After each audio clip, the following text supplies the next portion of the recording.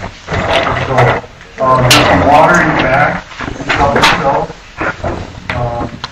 My name is Jane Kimura. I'm the host to moderate presentation this afternoon. The Kulani Correctional Center planning for reactivation. So if you're here for a birthday party, this is not the place.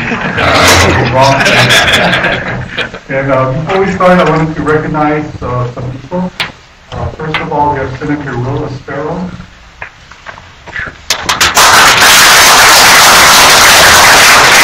Representative Richard Onishi.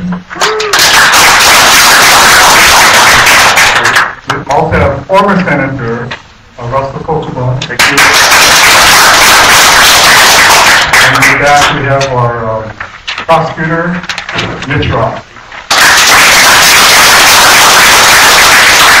After we're finished, please spend some time with them, talk to them if you have any other questions or issues.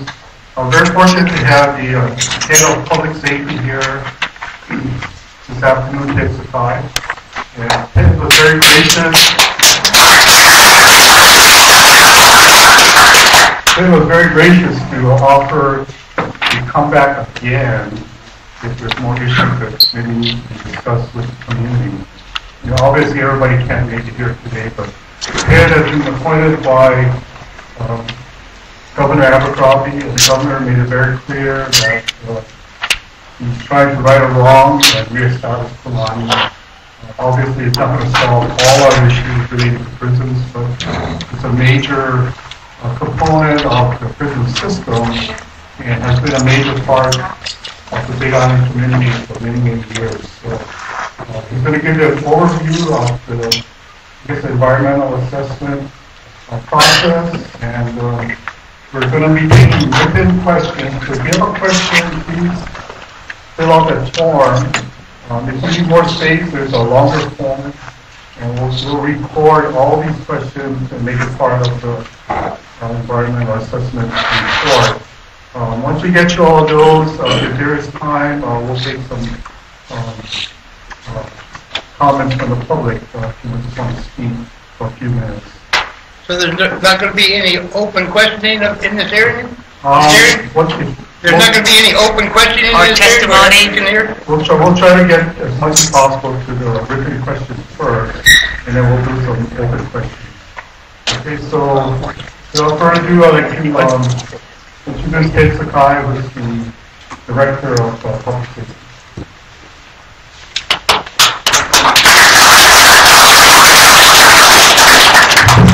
Thank you very much, Dave. I guess this is working. If some of you heard the Governor's State of the State address just this morning, and if you haven't, it will be published. The Governor made it very clear that we are going to reopen the Kulani Correctional Facility in July 2014. I took my current position as Director of Public Safety in June of last year, 2012, and it was very clear to me that Kulani really needed to be reopened. So we have worked really hard. Some of our staff have really taken a close look at what we need to do to reopen Kulani. And starting last summer, we contracted with a firm, Pacific Architects, and they'll be doing a presentation later on to take a look at the condition of the Kulani Correctional Facility. Let me take you back to November of 2009, when the prior administration decided to close the Kulani Correctional Facility to save money. And with that, the inmates were shipped off to other facilities, including facilities that we contract with in Arizona. And since then, Kulani has, following that, the prior administration decided to put the youth challenge program at Kulani. So since sometime in 2010, the youth challenge program, which is under the Department of Defense, has been occupying Kulani. So last summer, after I took the position, I talked to General Wong, who's the head of the Department of Defense, and asked him about about his what his intent was regarding Kulani. The general told me that they were looking to move out of Kulani because Kulani really was too much facility for a program that size. They generally run with about 50 to between 50 and 100 inmates, usually closer to 50. I'm sorry, 50 to 100 kids. And it's a really good program. And so since then, we have been working with General Wong and his staff and some other cabinet members to see what we could do to fashion the reopening of Kulani. One of the cabinet members that helped a great deal in moving this project forward was the chair of the Department of Agriculture, was Russell, former Senator Kokobo. So anyway, I also talked to the governor, and the governor was very clear that he wanted Kulani reopened. So given these signals, we moved pretty assertively to see what we could do to reopen Kulani. But the first thing we needed to do was determine whether or not it was feasible. What were the condition of the buildings? What's the condition of the infrastructure? So we hired Pacific Architects to do our due diligence, so to speak. We didn't want to go up there and find out that the sewage system was no good, or we didn't have enough, there were problems with the electrical, or the dormitories were in bad shape. Well, Pacific Architects went up there and did a careful study of the condition of the facilities at Kulani Correctional Facility. They also conducted, at our request, an environmental assessment. And in November, we published the environmental assessment that Pacific Architects had done. And what they found, first of all, was the buildings are in good shape. The infrastructure is sound. There are a few things that we have to do. The major expense that we're gonna incur when we reoccupy Kulani is we have to upgrade the kitchen equipment, and that would be the bulk of the expense, the investment we have to make. So tonight, what we're gonna do after me is we're gonna ask the Pacific Architects to present the findings of the environmental assessment. Now, as we move forward, our department has fashioned a budget for Kulani that we will be presenting through Governor's message to the legislature, hopefully very soon, Senator Esparro and Representative Onishi, and I think we've discussed this already. But what we have been looking very, very carefully at our budget. We are projecting that when Kulani reopens, we can get up to 200 inmates up at Kulani, and that's our goal, to operate Kulani at 200, because that's what we used to have at Kulani before it closed. Not immediately before it closed, but in the years past. I recall when we operated with 200 inmates safely. So we looked at how much money 200 inmates in Arizona represents, and whether or not this would be sufficient to operate Kulani. We believe that if we bring 200 inmates home, and with it the money that's associated with housing them in Arizona, plus some other savings that we have in our mainland budget, we will be able to cover the cost of operating Kulani at 200 inmates. So what would that cost be? It's about $5.5 to $6 million. And per inmate per year? 25,000 per inmate? Oh, more than that nowadays. It's I don't know. You can do the math. Well, you're the one pushing the program. You should know. Well, your numbers. Well, let me just finish my presentation. Sure. So we are targeting for the first inmates to come back in July of 2014. We're not going to bring 200 in at once. We're going to phase them in over a period of about 6 months before we get up to speed. We will be staffing Kulani with about 90 staff. This includes correctional officers, professional staff, clerical staff, food service, etc., etc.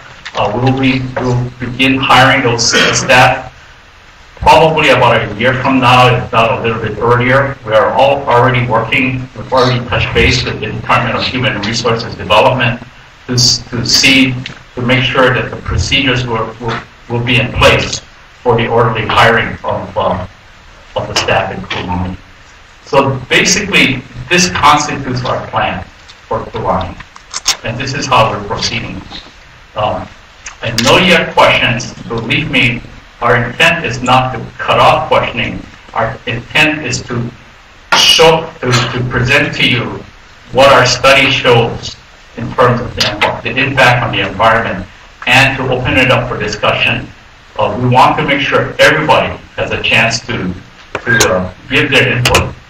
As Jay said, if there are things that we cannot really get into, I come back to Hilo pretty frequently. I travel to the neighbor islands pretty frequently because that's where our facilities are. They're here, they're on Maui, they're on Kauai, and I make it a point to get out, and I'd be glad to come back and continue the discussion later if we can't finish it tonight.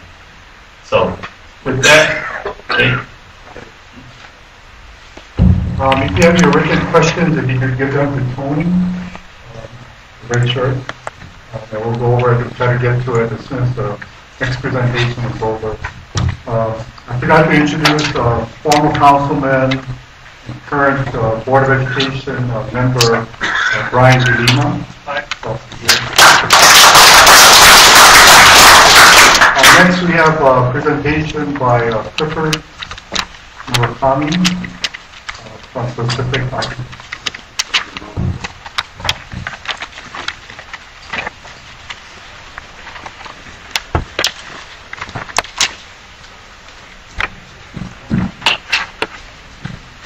Thank you. Pacific Architects was hired by Department of Public Safety to do an assessment. Can you speak louder? I'm sorry. Yeah. We did an assessment of the Kulani facilities, and we had our consultants and ourselves physically go up to the site, and we walked it, and we went through all the facilities, and we're very pleased with the condition.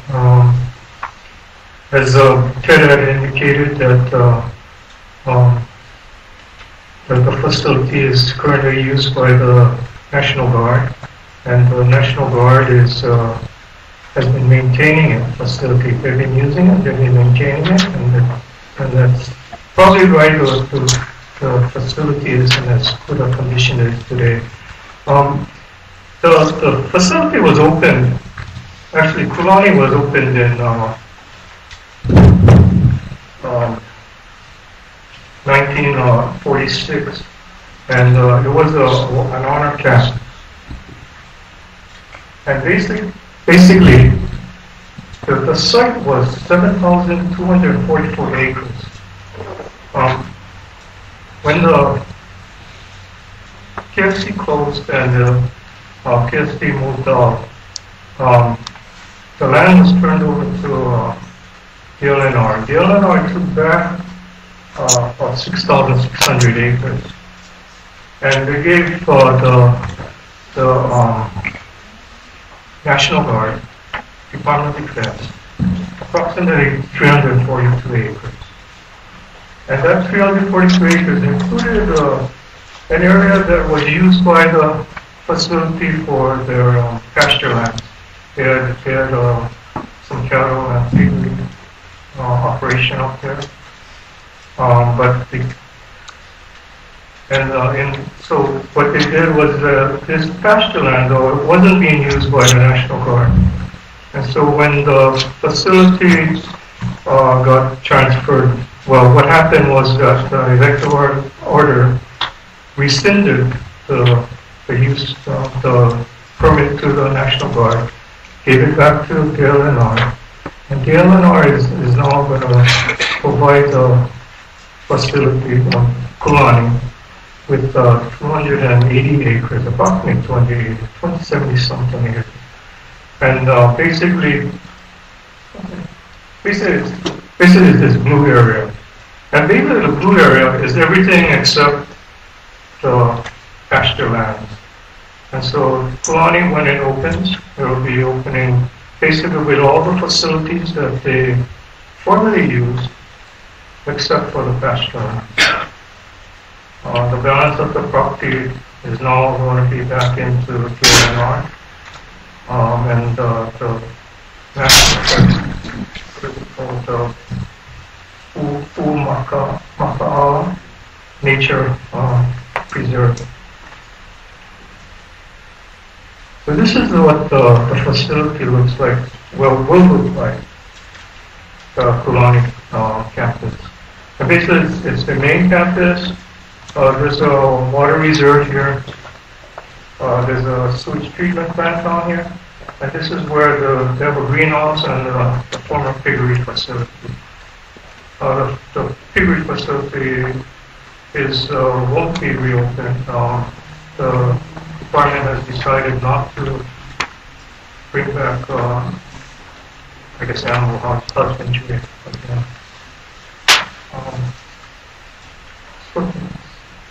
So this is basically the main campus of the Kulani Correctional Facility.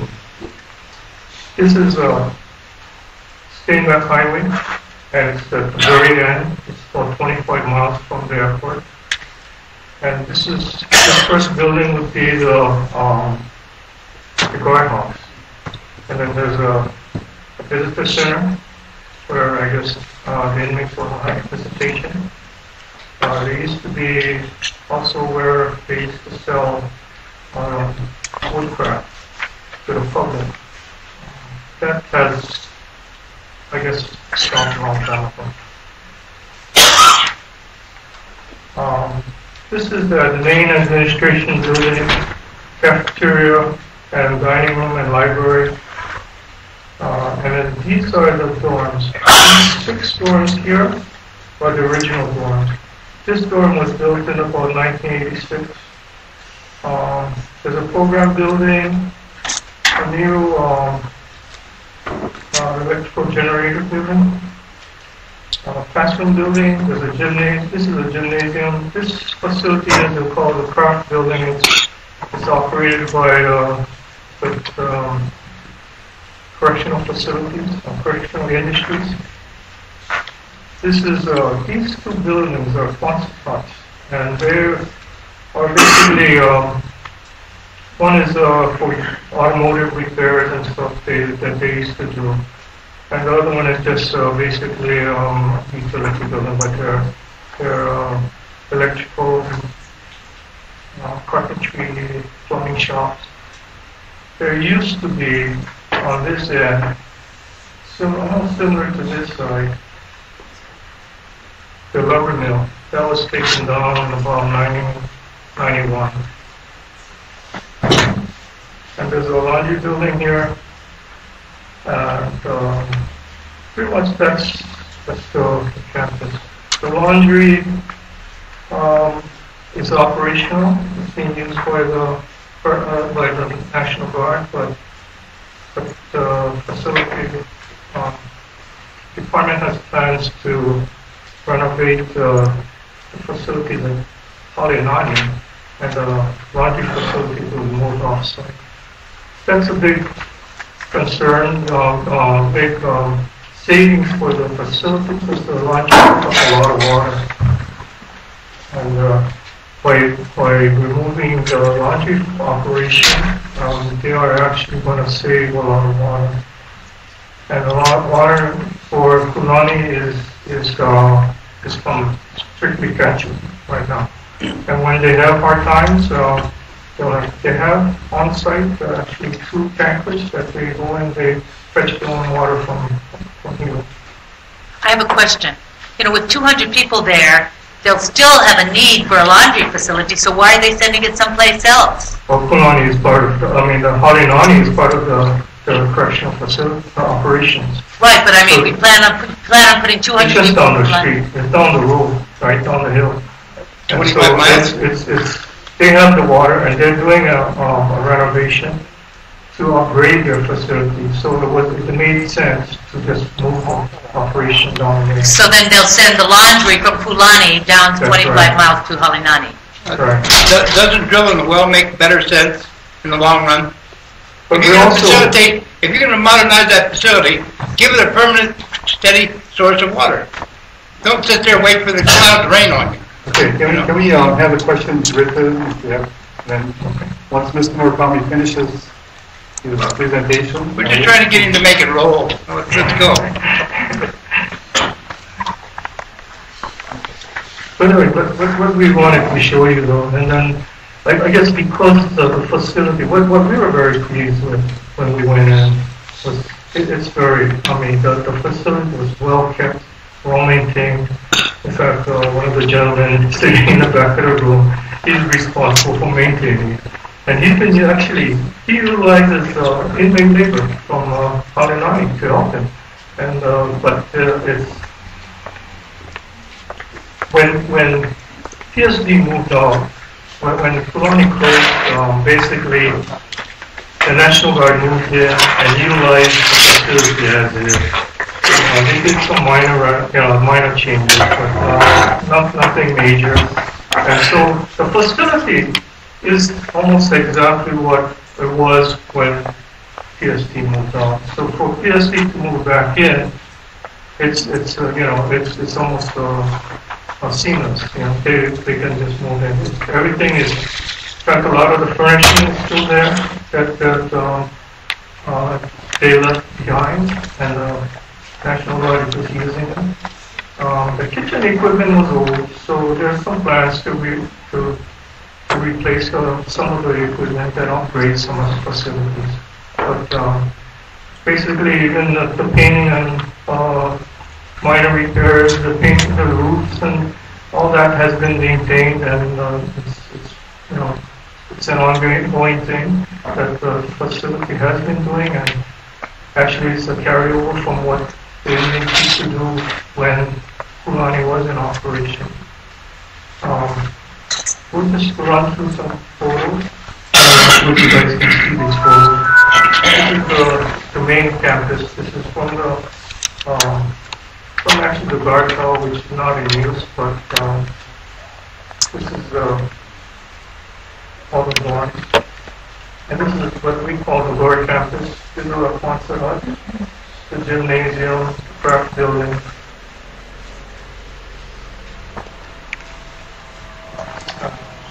These are really nice pictures. It's a little washed out, but it's a very nice campus, and well maintained.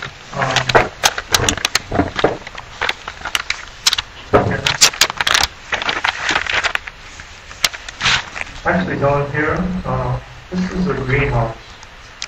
The greenhouse is it's amazing. It's Kulani, if you know Kulani, it's up at the 5,000 foot mark, and it's pretty cool. But this greenhouse, it keeps the produce that they're growing inside very warm, so it doesn't, you don't have frost and all that. But the cats, is this one? Off to the side is actually the pig. They had a real good piggery program. Unfortunately, yeah, it's something that I guess once you stop, it's not that easy to start up again. And by the way, the greenhouse has its own water catchment system, so they produce their own water. This is the admin building. It's almost what you would have seen when you went out there when KFC was operational. This is a medical facility, medical office. There's some beautiful core woodwork up there. All this core siding, and so this is I think the director's office. The corridor, really nice. One of the things that we will be doing is adjacent to the visitor center, the visitor building up near the guard station. For lack of space before, we used to have the dental facility up there. That would require the inmates to be, I guess, transported out almost to the gate. So we're going to move that program into the administration building. And it's just moving some people around, taking out one wall, basically. and it would be used basically as the staff lounge, and then when the dental program comes in, they will operate out of that space. So these are the dorms. The dorms are in very good condition. They've been used by although there's only about 50-something students right now, they were wise to rotate the students into the dorms, so they maintained the dorms, and they used all the dorms. So the facilities have been used and it's been maintained. And they're very nice. I mean, all the equipment work, yeah, everything is, they're all fire sprinklers, and everything is maintained and operational. These are this dorm is the older dorm. There's one newer dorm, this dorm 7.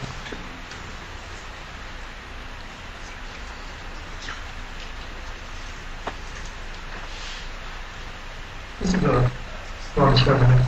This is the newer dorm. And it's it basically was almost the same amount of inmates. So.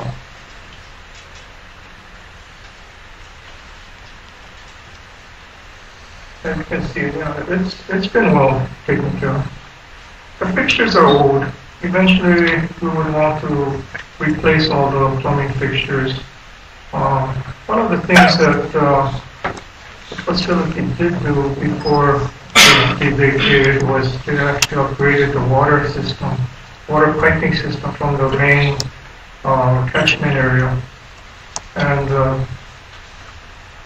that may have been actually a bigger water saver than anything. Apparently the old water lines were cracked and they were leaking. So it was really hard to say how much water was being used because we really don't know how much was being lost. But that's been replaced. Unfortunately, the plumbing on the inside of the dorms still needs to be replaced. But that doesn't mean that it cannot be used today. It just means that eventually that's one of the things that the department would, have on their list of things to do. We can use water saving kind of light plumbing fixtures, and that would save some more water.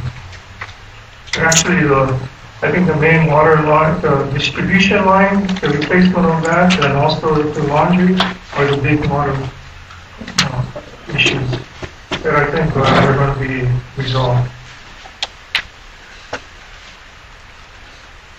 This is the kitchen and the kitchen, dining, and library. So this was put in by the National Guard. It'll be retained for a period, I guess.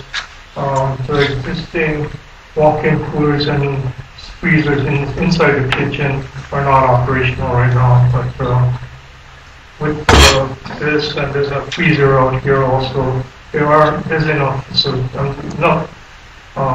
equipment now to continue operation. This is the kitchen.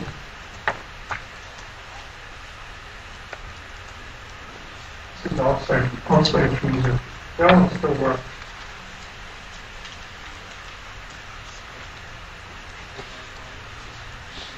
The dining room. This area is the library. Library was actually left pretty much intact. National Guard took out most of the shelving and whatever they didn't want. They took it down and they just have it in storage right now. So it's still there up in Kulani. Just needs to be brought back and put in things. National Guard decided to use these, the library area for classes and stuff.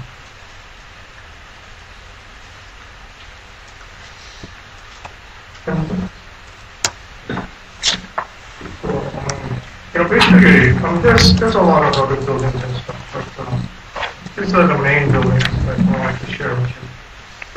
Okay, thank you very much. We have some written questions, so we have Ted, if you can address some of these.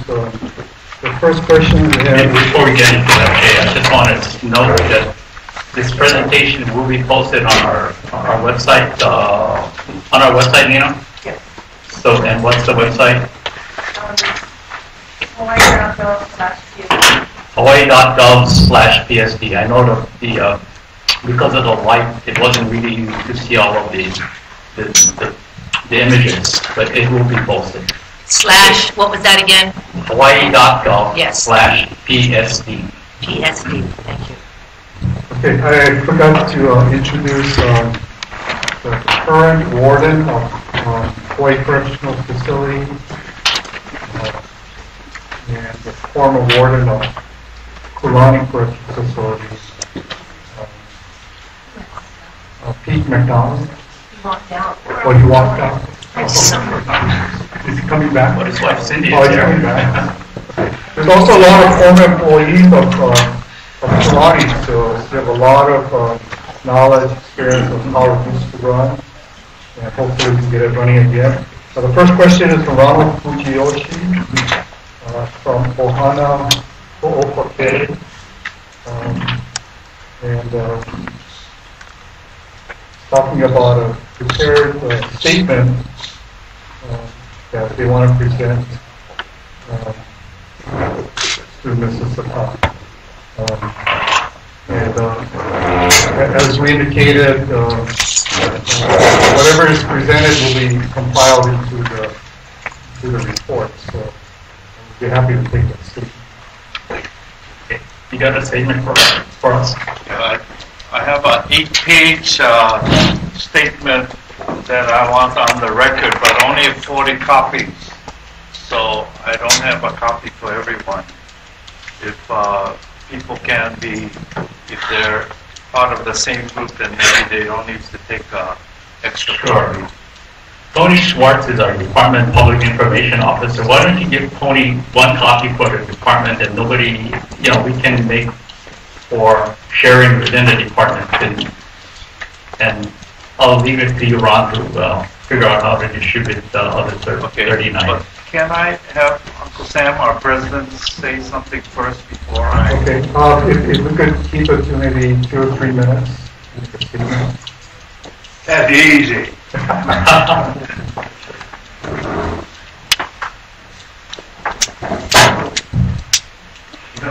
Oh, no? Yeah. Okay. I don't need that. Okay, and you all know I'm president of Ohana Ho'opake, and we work very hard. This flyer and brochure that we're going to pass out to you, I want you to read it. There was a lot of investigation and a lot of research done on this. The truth. This is the truth. Everything else you see going around you is lies. This is the truth. This tells you what Ohana Ho'opake is all about. Most of you are here because of your pay. Most of you are here because of your employment. We are here because we care for our brothers and sisters. But my question was, how much did that investigation that gentleman did before Mr. Sakai, how much did that cost the state? The architects. Are we? Excuse me? He's referring to the architect's report. Yeah, how much did that cost the state? So are we trying to save money? So read this flyer that we are prepared and read it carefully, because everything in there is the truth. Everything is the truth. That gentleman there could have conducted an investigation he did. He worked up there for 20-something years, 30 years. He could have done just a good job, saving money. When Kulani was up there, they saved the state $2 million. That's only on paper. God knows what else. God knows what else. So, prison does not work. Prison is for punishment. Pu'uhonua is to rehabilitate. Right? Rehabilitate. That's what the Pu'uhonua is all about. I have not heard anybody mention of the Pu'uhonua or Ho'oponopono. The bill that the governor signed mentions Public Director,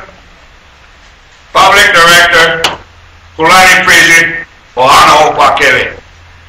I haven't heard anything that went in front of the governor, other than the bill that he signed. Talking of Ho'ohana, the Po'ohanoa, and Ho'oponopono. Thank you. Please read that. Thank you, Sam. Okay, Ron, you can distribute. Yeah, that's in my house.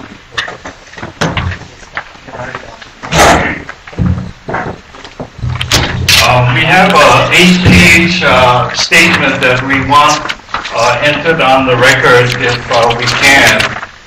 We find that the draft environmental assessment is woefully inadequate. I think when you're talking about the land and the project, you have to do a title search to see what the land was originally done for. And our search has shown that under the Mahele, this is Crown lands. And so in it, we cite the Mahele should be on there, what Crown lands were done. We're citing an article that defines the Crown lands and what it should be done for. We name Public Law 103-150, which is the so-called apology bill, especially about and the application for this. Recently, Dr. Keanu Sai has put a protest at the United Nations and arguing for the illegal act of the right now of the United States by military and its use of laws in Hawaii. And I think that needs to be in the EA if you're going to show everything. And then we're naming, well anyway, we have all of the documents that we want on it. We quote from the Hawaii Constitution, Article 11, Section 1, and Article 12, Section 7. And then the most important thing that Uncle Sam said is that the EA doesn't even mention Kuhonua at all. And I think many of us know that Act 117, which was signed into law by the governor on June 15 of last year, names that the public safety is to work with Ohana Hopakele and other restorative justice groups to plan for a Kuhonua or wellness center, preferably at Kulani, and bring this plan back to the legislature 20 days before the session opens. Now, I think that act definitely needs to be in the EA if it's going to explain what's going on. And then we have other things like even the game management advisory commission that we passed at the last election that talks about preserving Hawaiian gathering and hunting rights that we think are applicable in the area needs to be included in the EA as well. So we have all of those things listed on, and so I ask you to read it carefully because we think most of these are legal documents that should be on the EA and have a bearing on the land and Kulani.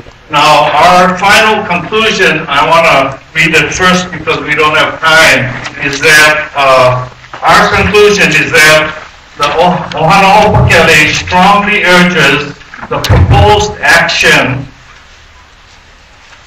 to read. In the EA, it talks about this proposed action, and we think it should read, the Department of Public Safety, State of Hawaii, together with Ohana Hopakele and other restorative justice groups, proposes to reactivate, reopen, develop portions of the 280-acre Kulani Correctional Facility closed in 2009 and develop it as a model puhonua for Hawaiians only, and then to go on to accommodate approximately 200 inmates. If the final environmental assessment is not willing to accept this change and include the documents on the file, then Ohana Hopakele concludes that the draft environmental assessment is woefully inadequate and requests an environmental impact statement to be done. And if this is not done, Ohana Opakele requests a contested case hearing to be held on this land and the project. So that's all in the document, and we want to have that on the record if we can. Thank you very much. Your Honor. Thank you, Ron. You want to say anything regarding that? No, you know, we certainly will read the statement from Ohana Opakele very carefully. We'll make sure that our consultants, you know, it should be at least noted in the EA, but we'll do our research also. Okay, we also have a written question or statement from Louis Hall, who's a representative from Office of Line Home, Department of Health.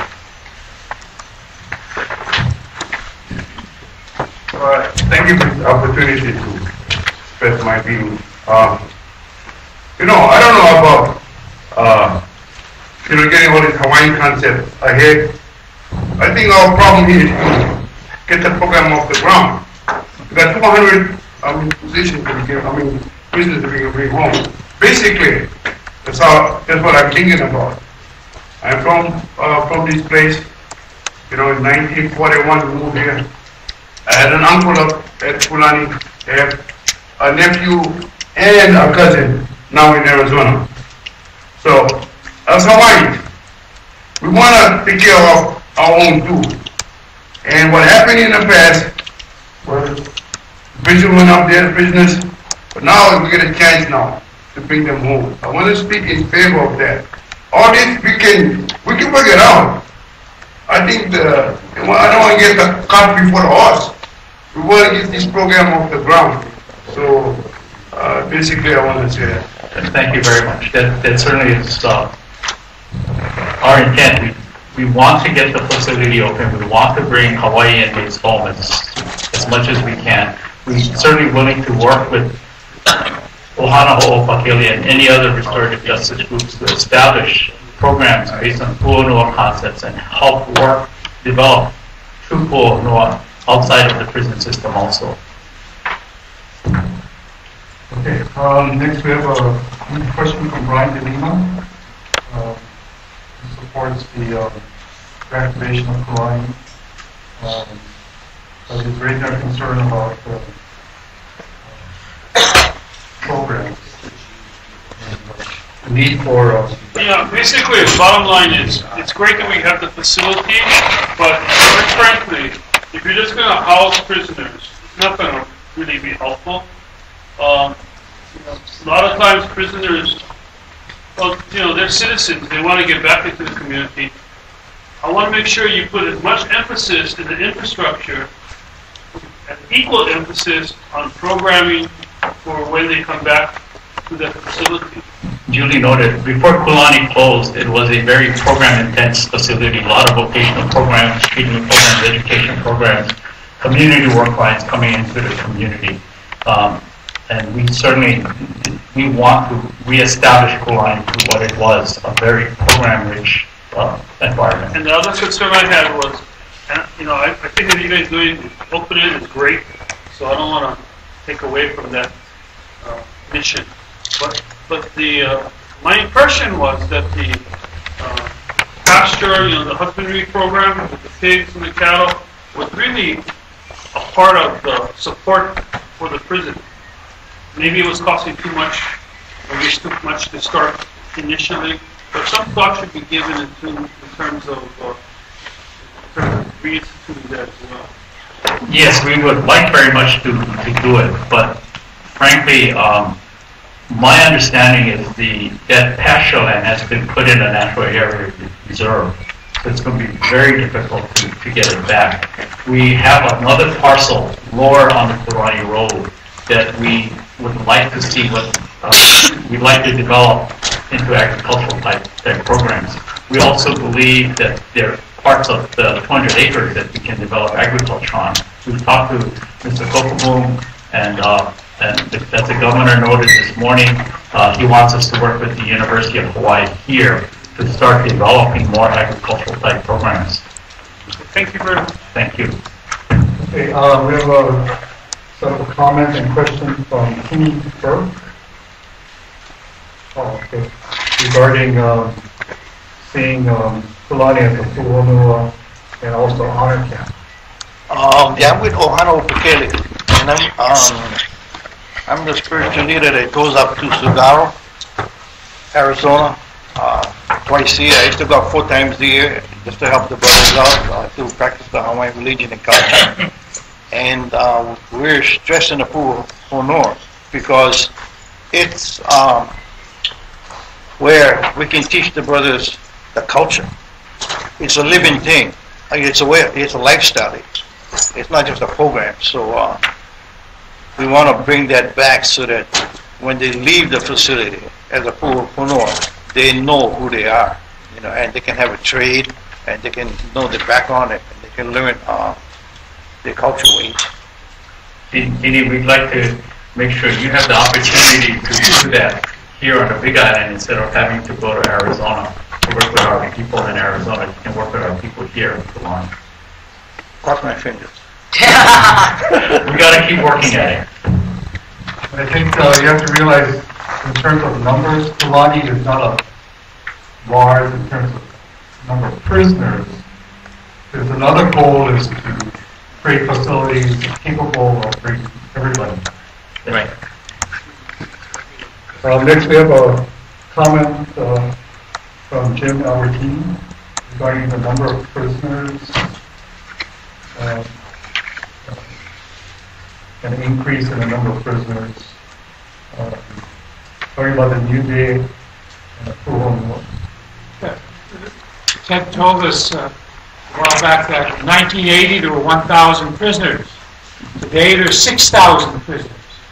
And unless this new day really is a new day and looks at Pu'onua as alternative to prison, we're going to be talking about 40,000 prisoners by 2050. So the new day better get off the ground soon. It will be the same old, same old. That's right. That don't work. One of the things that's really important to the governor is something called justice reinvestment. And last year, through the stewardship of Senator Esparro in the Senate, he got a pretty contentious bill through, which requires our department to do a lot more in terms of making sure the right inmates get in the right program at the right time, but also making sure that other parts of the system have the programs that are necessary so that people don't have to go to prison. I think there's a lot of other initiatives. I totally agree with you, Jim. I remember when I gave you those numbers, but you know, there's a lot of other initiatives in the community that really we need to see in terms of early childhood education, health, and social services programs that are going to be really important. But as far as our department is concerned and the other justice system, like probation and parole, we take justice reinvestment very, very seriously. And for our part, we want to invest more money into programs instead of pure lockup. So, Senator Esparro, did you want to comment more about justice reinvestment? Well, basically, the legislature agrees with you. And with the justice reinvestment, we're looking at some reforms within our parole system, probation system, and pretrial detainees and bail. And what we want to do, and I believe the community supports, is invest in rehabilitation, and we need to stop the recidivism issue. So that revolving door. There's always a few people that need to be incarcerated for certain, but the majority of our inmates will be released. And we have stopped the increase of inmates at around 6,000. It's pretty leveled off now. But, you know, my goal, for example, is, you know, to maybe get that down to 5,000 one day and just take 1,000 at a time. It's going to take some effort and some time, but that is the direction that the administration and the legislature is going. Okay, thank you. Next, we have a question from Katie Basora. The question is whether employees who are at Kulani at the time of close will they be given priority on the return? Which one is it? Oh, okay. I just want to make sure that I addressed you. I've already started conversations with Barbara Krieg, who's the head of the Department of Human Resources Development, about this very issue. And there's some, the state is a huge bureaucracy, and there's some rules that we have to honor. But Barbara and I have agreed to work to look to see how we can make sure that people who lost their jobs at Kulani because of the closure of Kulani have every opportunity to go back to Kulani if they desire. We understand that some of the former Kulani staff now work at HCCC, but some others were even shipped off island to Kauai and Oahu and Maui, and some had to join other state departments, and some left state service. So Barbara has told me that she will look for ways to make sure that all former employees have an opportunity to get their jobs back. Okay, next question is from Smith Kaleo. The question is whether Kulani will be a self-sustainable facility. Hi, my name is Smith Kaleo. It's in line with what Brian mentioned, us having prisoners there, and the facility was once, we know that had pastors, and the piggery was there, and being this island being so involved with self-sustainability, everything, maybe we can start there as far as they're doing the work to sustain the rest of the correctional facility, raising the pigs, beef, whatever it takes, because right now, the LNR is telling us there's too much animals out there. They're trying to kill them off, but we need to do something where these men, they're proud men, they're proud women, they can do it. So maybe something in the along the way we can find something to sustain them, not be paid off, pay everything, maybe down the road. I think this is a concert. This tracks real closely with one of the governor's goals.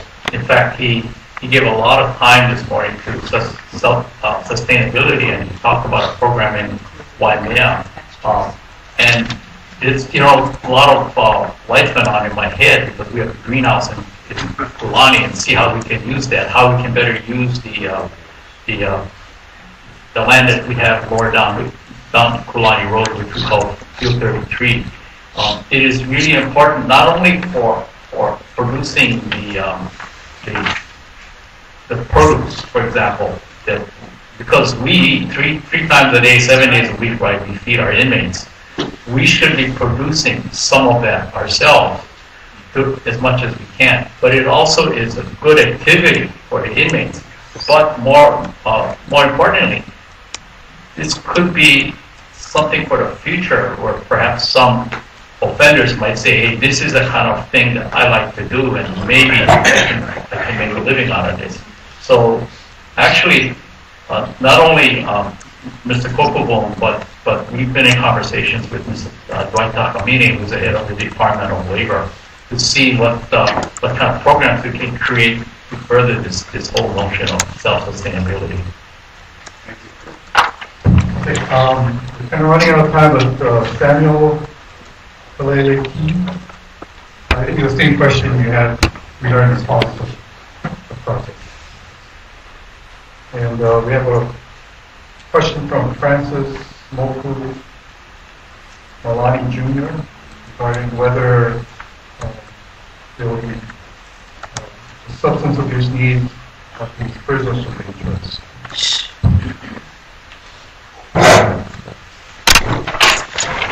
Yes, my name is Francis Moku Malani Jr. and I'm retired from the Department of Public Safety.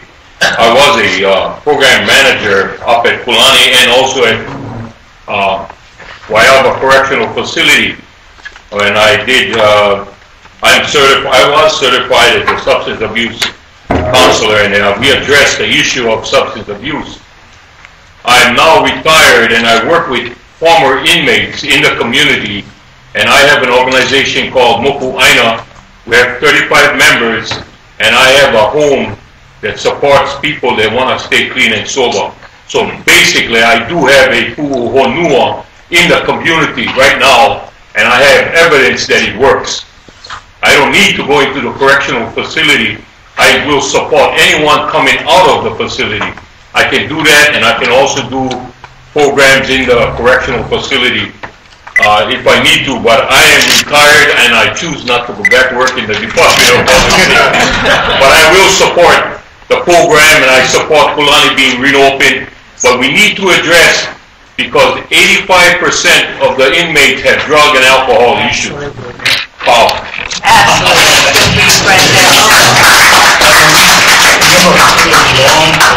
I just want to make a comment about what Francis said. It's really, really important. We can do so much. The system can do so much. But people come out of prison, they go on parole, they get off parole. The community has to be there for them. The community has to be there for them. We have one of the best models of community involvement right here on the Big Island. It's called Going Home, and I used to work with Going Home. I'm still in close touch, but Francis was very loyal. He used to come, Going Home, 35, 40 people every month show up, right? They're not getting paid, they just show up because they care. And this is what the whole state needs, this is what the Big Island needs, because we can do the best programs we can think of at Kulani, but if there cannot be, there's no follow-up in the community, people are going to come back. So we really need your help. We really need the community's help in making sure people not only go home, but they stay home. So that's my comment. Okay, thank you. And for those of you that may not be familiar with prisons, one of the wardens once told me that when a person first goes to prison, he gets a lot of visitors, and after a while, after a few years, the only people that will visit him is family. And if you're housed in Arizona and your family has no money, you probably won't see your family after you get out. So it's really important to keep those family ties. There's research coming out of other states that shows that the number and quality of visits that an inmate gets has a direct impact on whether or not they're gonna make it on the outside. So visitation is really important, and that's another reason why we really want to bring our inmates home. It's important because it's hard, like Jay says, it's hard for families to go visit in Arizona. So okay, it's a long drive. Who's going to take part of this question? You're talking about Remy? Albert Remy? Okay, Albert Remy. Why Hilo and not forestry? And where are the records for incarceration costs in the mainland? Well, okay, for the time that our prisoners were sent to the mainland, that was supposed to save us a whole bunch of money. Well, apparently it didn't, because just this morning, the governor said, we're going to save $5 million by bringing them back. So in that case, we ought to just send them back and forth, and we'll make money. You know, it's like gas saving attachments to your car. After a while, the gas is just flowing out of the tank. I think what the governor meant is... Somebody better make up their mind what to do with that place that knows what they're doing. Well, what the governor is saying is that we are currently spending $5 million of Hawaii's dollars in Arizona, and that money is at work in Arizona. Is that per annum? Per annum? Per annum. That's how much the 200 inmates cost. So if we bring the 200 inmates here, we'll spend the $5 million here in Hawaii instead of Arizona. That's the economic impact. Okay, now, why the DNR versus the forestry? The DNR is a branch of the forestry.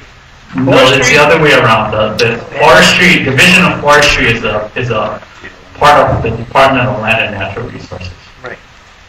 But the way it's set up now, we have armed Boy Scouts running around, not doing anything with their guns when they should be taking care of patches of Myconia. They should be chasing frogs.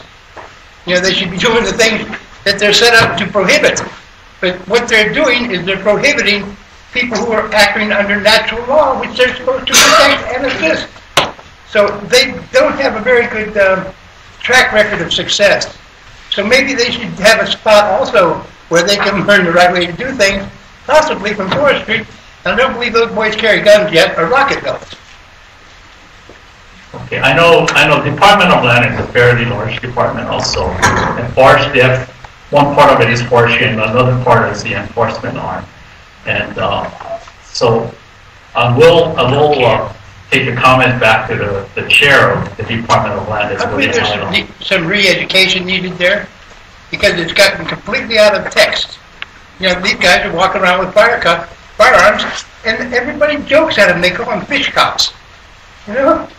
What do they do with the firearms? They don't need that, except maybe to intimidate, to maybe terrorize. You know, people are afraid of these guys. You know, so what are they doing? You got them up there taking care of a prison? You've got to realize that a lot of the men that work in DLNR today came out of the correctional institutions, and they're used to working with people who don't have any rights, and they apply their knowledge of that in the application of their job today. So we're going to just take two more questions that are presented in writing. And Ted said he'll be here for a little while, but he does have a plane to catch. Yeah. Well, yeah, I got time. So if people want to ask more questions, I'll be glad to. I'd like to have an answer to the one I asked. Which was? Which was, why is the DLNR there instead of the forestry?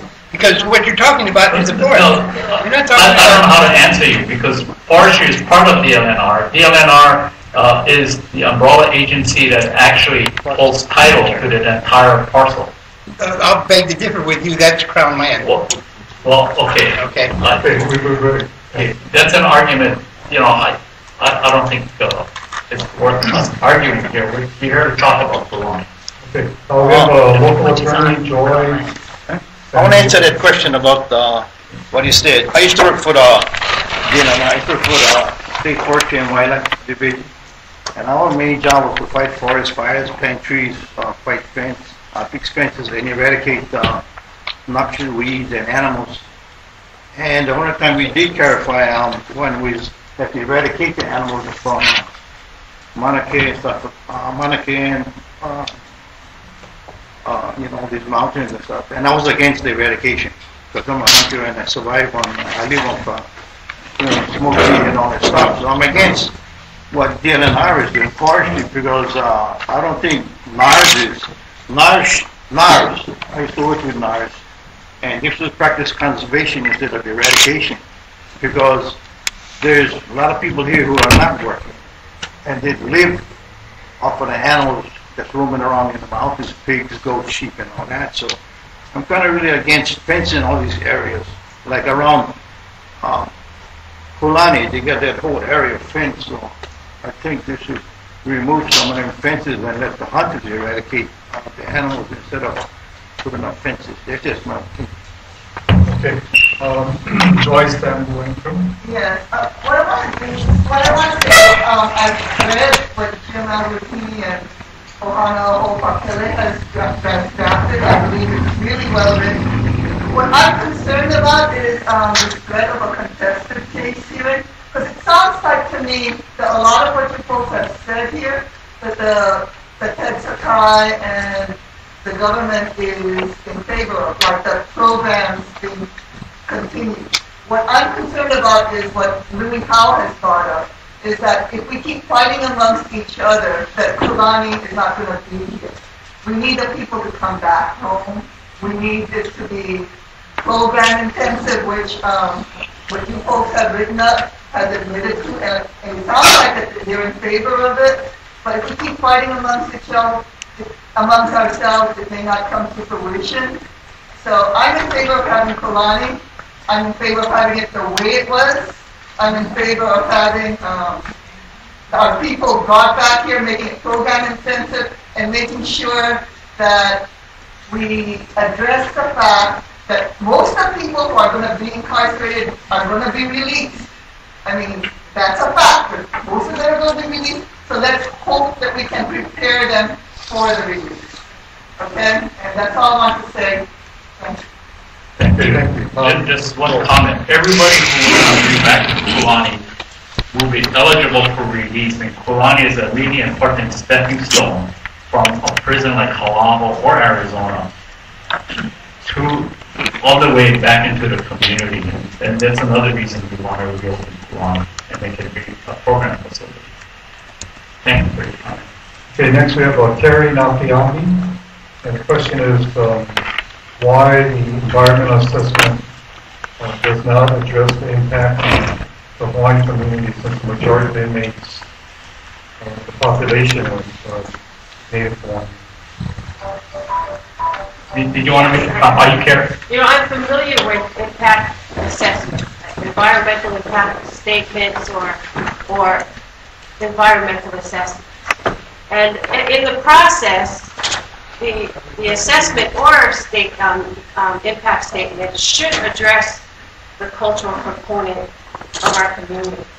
And in our community, according to the Hawaii Advisory Committee to the United States Commission of Civil Rights Act, they've done their due diligence by doing a report in 2010 to find out what are the disparities for our Native Hawaiian community. And the disparities show and prove that there may be 7 major points as to why our Native Hawaiians are still in disparity.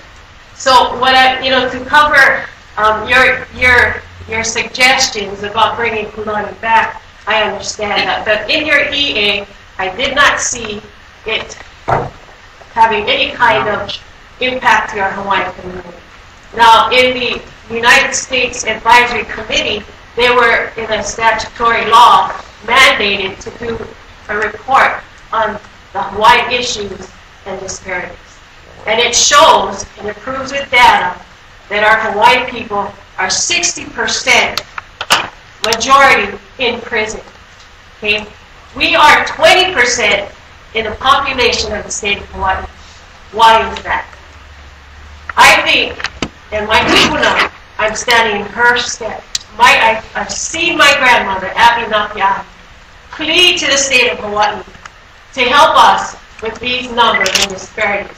She did not need stats to be done. She knew that our people needed help. Now, in your environmental assessment, you should be addressing the majority of tenure prisons, which will address our drug, our poverty, our unemployment, and all of these issues. Now, this is what I'm asking you to do in your environmental assessment. It is a mandated issue. Are you housing our Hawaiians like cattle for funding for your state of Hawaii? Or are you going to take another step, finding out the data of our Hawaiian people, and actually taking care of the disparities of our Hawaiian people?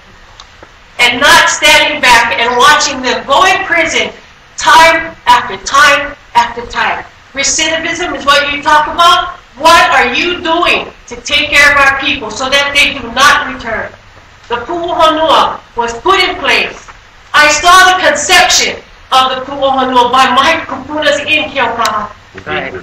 My grandmother was there in the conception of this ideal to take care of the disparities of our Hawaiian people. I stand here, not pleading, but demanding that you take the step to put the issue in your environmental assessment. Why? Because it is your responsibility to take care of the host culture that you do in your assessment. Is it a civil rights issue? Of course it is. Are you using this as racial profiling? Of course it is. Unless you can prove to me that you're not using our people for money, I need you to prove that to me. I need you all to understand that our people are pleading for help. And recidivism, you want them to come back? Oh yeah, they're going to be released? Released for what? To go back again? They're asking you to heal our people. What are you doing to listen to them? Is why I'm asking for your assessment to have that taken care of. The state of Hawaii gave the legislation for OHA to take care of a report. They had a summit report done. The second was an initiative to have a report done by the United States Hawaii Advisory Committee for civil rights. This is a civil rights issue if you do not put that into your assessment. And that is why I'm here today. Thank you. Okay, thank you very much. It's certainly an issue. For your information, University of Hawaii and the State Advisory Group in 2006 has also studied the issue of the disproportionate minority employment. And as you know, the Hawaiian Native Hawaiians are overly represented. So we'll take one last question. Is that the last one? Or it's the last one that's printed. Yeah. You can open it up. Mr. Kumar. More. Please, allow me to speak when Ted's done. I want to comment something. Very important. Next one is the Moana Keala Kaka. Question was supporting Haley. Yes. In 1970, I had a committee of university students, all different nationalities, going into Oahu prison to see if there were any civil rights that should be addressed. You know, at that time, Oahu prison had what was his name? Anyway, he was a Portuguese man. He had a 8th grade education, and he was the head of Oahu prison. You know, when we were there, guys that were bulls of OP, one guy in particular, who he thought that the world was changing because these Wahinis were coming into the prison, all different nationalities, university Wahini, trying to help these guys out, befriending them with maybe constitutional rights that were ignored. And you know, as a result, this guy, one particular guy, was thinking the world was changing out there. And you know, you don't know how it felt for me, being in Oahu prison with the prison bars in the background, and me wanting to tell the guy, you know, no, Jonah, you know, it wasn't changed out there. It was the same old. And this was in 1970. As a trustee for the Office of Hawaiian Affairs for several years, I had a prison committee as well. And a number of people, including those who work with today, Martha Toomey was part of our board. You went to several of our meetings. Because it is Hawaiians that has been mentioned as the highest of the incarcerated peoples. Well, you know, even talking to Representative Hanohano before she even got into office, I had mentioned to her, you know, the system isn't working. Recidivism, people go in, go out. She had to agree with me. She'd worked in Kulani for over 20 years. She knows when the father and the son are going back and forth in Kulani, she knows that the system isn't working. And that's why we've been advocates for Ho'opakele. In 2009, in this very room, you had the hearing for Kulani Prison. We brought up, Sam was here, I was here, I brought up Ho'opakele as an alternative. As Terry Napiahi had said, her grandmother, I had met with them in their initial days, over 15 years ago. Some of these kupuna are gone already. But this program that they set up can be very, very beneficial for our community. Now, if what you've been doing for decades and decades isn't working, it's time to try something new. And Ho'opakele is a great example to be utilized. And you also, like you're saying, Patty says, well, once people get out, you know, you're going to have to help them help Kokua. Well, that should be part of your folks' responsibility. That there is a safe place where these paha, once they get out, that they can go and seek the help Kokua that they need to keep on the straight and narrow, to be able to heal themselves for we in the community, because as Joy has said, they're going to come out someday, most of them. We want them to be healed for the sake of this person, for the sake of his family, and for the sake of we of the community. So, you know, you should be taking seriously. That bill was passed in the legislature, referring to Ho'opakele last session. I'm a precinct club president for the Democratic Party right down the road. As has been mentioned, the Democratic Party convention, Mr. Sparrow, you were there, did pass a resolution for a Ho'opakele. You know, it's time that we change the situation and that we use different methods. We got to heal these guys, their families, as well as their kids, for the sake of all of us. So we need new kinds of alternatives, as well as a lot of education so that they'll go straight instead of get outside and go back to old habits that got them into the prison in the first place. So I ask you to take seriously Ho'opakele. And I'm also glad to hear that we now have a prosecutor, that's saying, from what I hear from other people, that are saying that drugs are a health problem. They shouldn't be a penal problem. They're a health problem. And it's going to be a hell of a lot cheaper to get drug treatment programs than sticking somebody in Kulani or someplace else at the cost of, used to be $30,000, now I hear it's $50,000 a year. You can send them to Harvard for that. So it's just absurd. There's a waste of resources, human and otherwise. We need some changes. And Ho'opakele is a very positive alternative that you should be taking seriously. And when they say those are our lands, those are lands that our ancestors gave to the Hawaiian people that we end up sharing with everybody. But you people seem to forget the first people of these lands, the Hawaiian people, whose country was stolen, who Kulani is sitting on that land. So there shouldn't really be a problem about having this pu'uhonua for Native Hawaiians. Because let's face it, the project in 1980, the university professor came out and said, there is discrimination. The reason why we're only 20% of the population, but over 60% of those who are incarcerated, is because of discrimination from the prosecutor's office, from the parole office, from the judges. That's why there's so many Hawaiians that are incarcerated, because they're not in there for any worse crimes than anybody else. So, it's time for some change. And snooze, we lose. And we can't afford to waste any more money on programs that do not work. Mahalo. Okay, thank you. Sam, you want to... Yes, very important. I just want to make sure that people have a chance everybody has a chance to express their comments or ask any questions that they might have. Okay, you notice we sitting here, nobody else but a Hawaiian mentioned that we fighting. The biggest danger we Hawaiians face is the other Hawaiian. That's our biggest danger. That's what separates us, the other Hawaiian. Nobody mentioned about fighting each other but another Hawaiian. We didn't come here to fight. We came here to sit, coming down.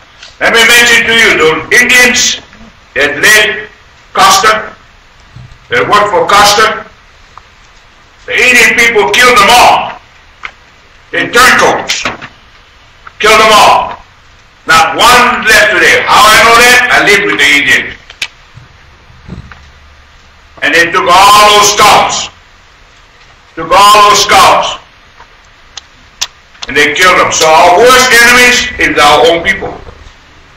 Nobody here has been to a pu'uhonua or served in a pu'uhonua. You didn't even visit the one we had. That's the closest thing you got to a pu'uhonua you heard about. Terry stood here and talked about her grandfather. Ted knows this.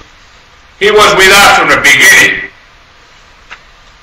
We're the only ones advocated pu'uhonua. Why? Because it worked. It worked. But the United States, Louis today told me we are under the United States of America. Baloney! We are not under the United States of America. We are not. I have documents that prove that this is an independent country. No document that says this is the United States. The state of Hawaii don't even exist. This is all phony. But yet, you sit there and you tell us that you're the authority. You all did good. You all do well. What? Because the Hawaiians did well. From 1778 up until today, Hawaiians did well because now you're the proof. You're the ones that's doing well, not the Hawaiians. Pu'uhonua, Ho'opakele does well, the rest will do well. Follow the leader. Watch the bouncing ball. That's the God truth. When we Hawaiians do well, all of you will do well. Everyone here that's not Hawaiian, you didn't come in to help Hawaiians, you came in to help yourself. None of you today talk to Hawaiian. If we don't speak up, I'm the last kupuna left. Of all the kupunas Terry talked about, I'm the last one left. That's Ken right. knows. He was with us from the beginning. Matter of fact, and you, Mr. Kimura, you guys know what we're all about. We're here for truth and justice. You know that the United States came in, stole our land, stole our language, stole our image, and today you even steal our people. You change the image. You say KK program going on. You watch TV? No more Hawaiian cases up there. So this is very important that you know what you say. Papa said, when it comes out of your mouth, too late. You cannot take it back. So nobody mentioned about fighting one another except another Hawaiian. Thank you. Thank you. Ted, you want to say a closing word before we formally end?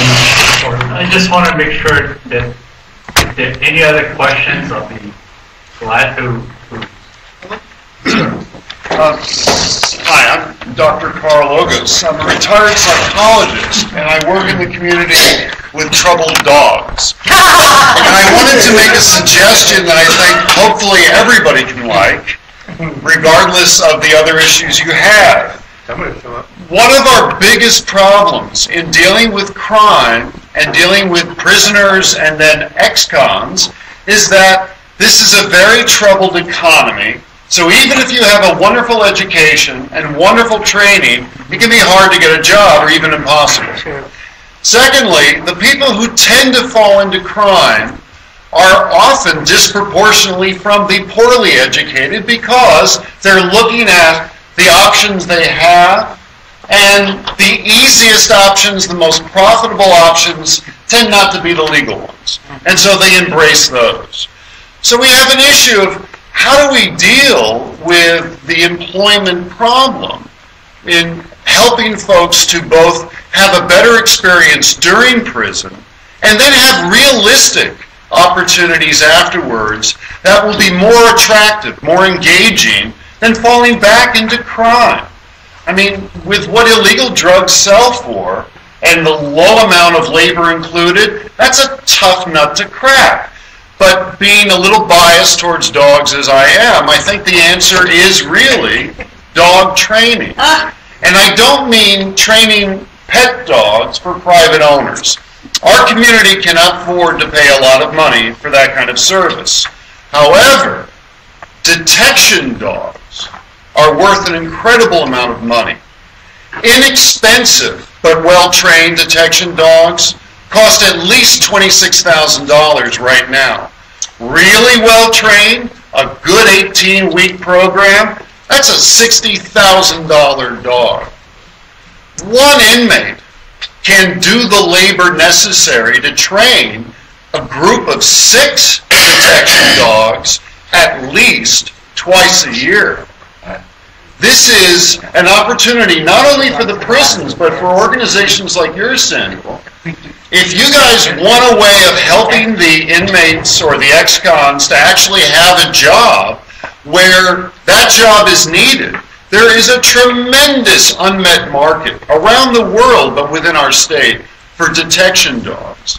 And this is one of the ideas that actually Mitch Roth and I are working on, using perhaps cancer detection dogs as a starting point. But the same skills to train a dog to detect melanoma are used to detect anything else you might want, including cell phones in the prison or whatever. We could save the lives of many dogs in our shelters, create job training programs that actually have jobs out there waiting, and they're darn good jobs. The added benefit is, it's one thing if you're lucky enough to love your work, but in working in my field, your work loves you back.